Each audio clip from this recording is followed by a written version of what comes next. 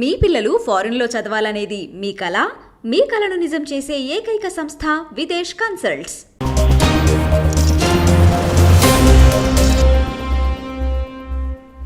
Janasena party అధ్యక్షుడు పవన్ కళ్యాణ్ను సమయం సందర్భం వచ్చినప్పుడల్లా సిబిఐ మాజీ జాయింట్ డైరెక్టర్ వివి లక్ష్మీనారాయణ వెంటాడుతున్నారు, చురుకాయ పెడుతున్నారు.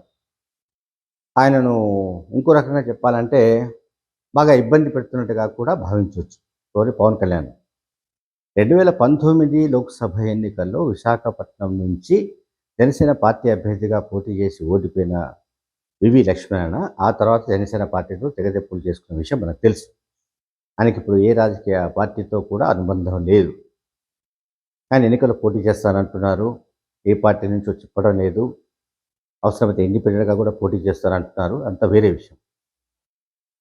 చంద్రబాబు నాయుడు, పవన్ కళ్యాణ్ గారు ఆదివారం రాత్రి సమావేశమైన తర్వాత సిబిఐ మాజీ జాయింట్ డైరెక్టర్ లక్ష్మీనారాయణ ఒక ట్వీట్ చేశాడు. ఆ ట్వీట్ చాలా ఆసక్తికరంగా, చాలా అంటే ఆలోచించదగినట్టుగా కూడా ఉంది. అది ఒక తత్వవేత్త చెప్పిన పాయింట్స్ని ఆయన తన ట్వీట్లో మెన్షన్ చేశాడు. అదేంటంటే, if you don't have ideas, read. If you have ideas but can't circulate them, right. If you have ideas and have clarity to execute and build, don't become a slave of others. అంటే దీని తెలుగులో తర్జుమా కూడా అందులో ఉంది, అదే ట్వీట్లో పెట్టాడు ఆయన. మీకు ఆలోచన లేకపోతే చదవండి, మీకు ఆలోచనలు ఉంటే వాటిని స్పష్టంగా చెప్పలేకపోతే రాయండి, మీకు ఆలోచనలు ఉంటే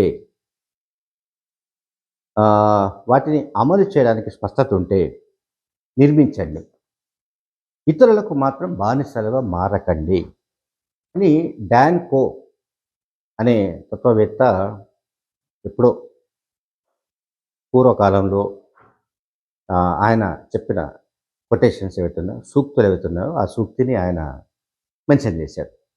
దీని అర్థం ఏంటంటే, బాటమ్ లైన్ ఏంటంటే, ఈ మొత్తంలో కిందిదే చివరిదే మనం అర్థం చేసుకోవాలి. మీరు ఇతరులకు బానిసలుగా మారకండి అంటే పవన్ కళ్యాణ్ గారు చంద్రబాబు నాయుడు గారికి బానిసగా మారుతున్నాడు అనో మారాడనో చెప్పడానికి లక్ష్మీనారాయణ గారు వెనుకాట లేదనే నాకు అర్థమవుతుంది. పేరు చెప్పకపోవచ్చు, ప్రస్తావించకపోవచ్చు, సందర్భం ఏదైతే జరిగిందో, అంటే ఇద్దరి మధ్య హైదరాబాద్లో పవన్ కళ్యాణ్ గారి ఇంట్లో సమావేశం జరిగింది.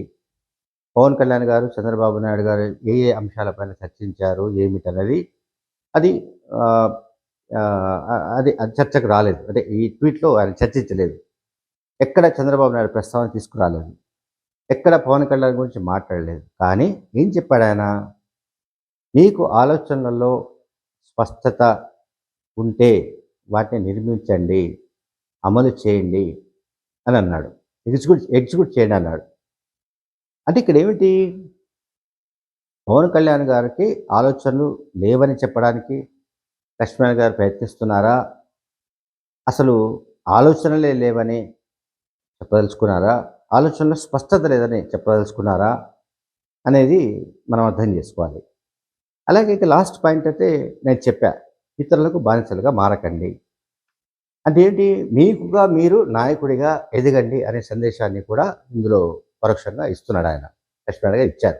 మీకుగా మీరు నాయకులుగా ఎదగండి, మారండి, ఎదగండి, మీకు మీరుగా ఒక మీ నాయకత్వాన్ని నిరూపించుకోండి అని చెప్పడానికి ప్రయత్నించారు. ఇతరులకు మాత్రం బానిసలుగా మారకండి. Don't become a slave of others అంటే మీరు వేరే వాళ్లకు, ఇతరులకు బానిసలుగా మారకండి. చాలా గొప్ప వాక్యాలు ఇందులో ఆయన మెన్షన్ చేశాడు. నేను ఇంతకుముందు చెప్పాను, ఇది పక్కాగా పవన్ కళ్యాణ్ గారిని ఉద్దేశించే సిబిఐ మాజీ జాయింట్ డైరెక్టర్ లక్ష్మణ్ గారు రాశారు. ఇది మరి పవన్ కళ్యాణ్ గారికి ఇప్పటికే చేరి ఉంటుంది, ఆయన చదివి ఉంటాడు, లేకుంటే ఆ పార్టీ నాయకులు ఎవరైనా ఆయనకి చెప్పుంటారు, చూపించుంటారు. దాని అర్థం అందరికీ అర్థమైపోయింది. కానీ ఏమీ చేయలేని నిస్సహాయతలో పవన్ కళ్యాణ్ గారు ఉన్నారు. ఈ సంగతి కూడా ఆయనకు తెలుసు. లక్ష్మణ గారికి తెలుసు. లక్ష్మణ గారు జనసేన పార్టీలో ఉన్నప్పుడు ఆయన దగ్గరగా పవన్ కళ్యాణ్ చాలా దగ్గరగా చూశారు. పవన్ కళ్యాణ్ వ్యవహార శైలిని గమనించారు.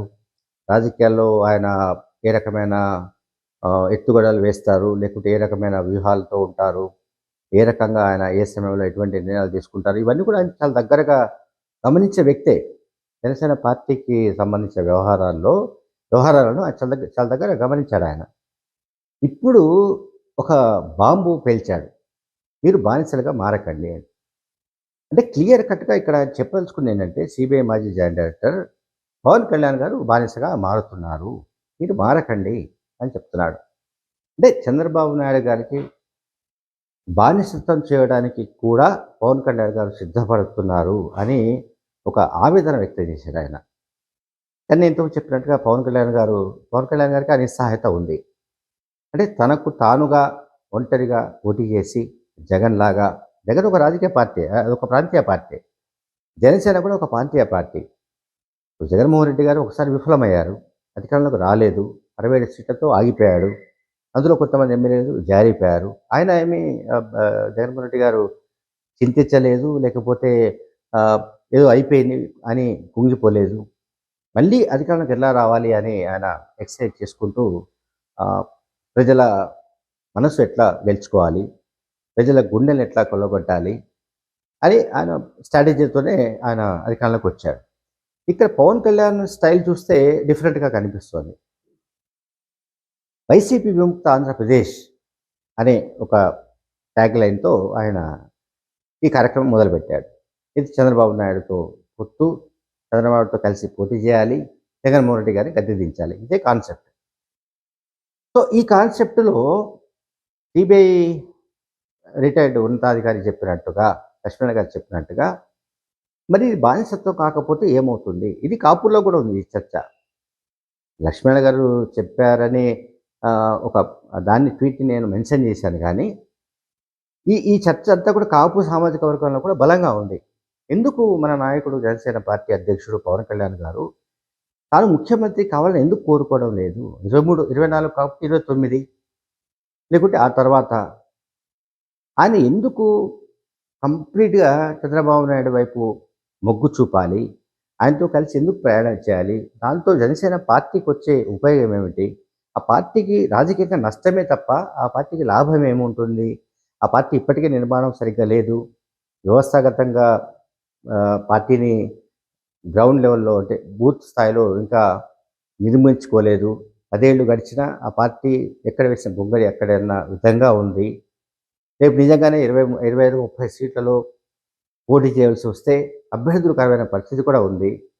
సో అటువంటిప్పుడు ఆయన గెయిన్ చేయగలడు అనేది కూడా మనందరికీ ఒక ఆలోచన వస్తుంది. బహుశా అందువల్లనే ఆయన లక్ష్మణ అలర్ట్ చేశాడు ఆయన. అంటే మీరు పోరాడండి, ఆలోచించండి, ఆలోచనలు స్పష్టంగా పెట్టుకోండి, వాటిని ఎగ్జిక్యూట్ చేయండి అన్నాడు ఆయన. కానీ బానిసలుగా మారకండి అన్నాడు. మరి పవన్ కళ్యాణ్ గారు దీనిపై ఎట్లా స్పందిస్తారో, జన సైనికులు ఎట్లా స్పందిస్తారో చూడాల్సి ఉంది. Thank you very much.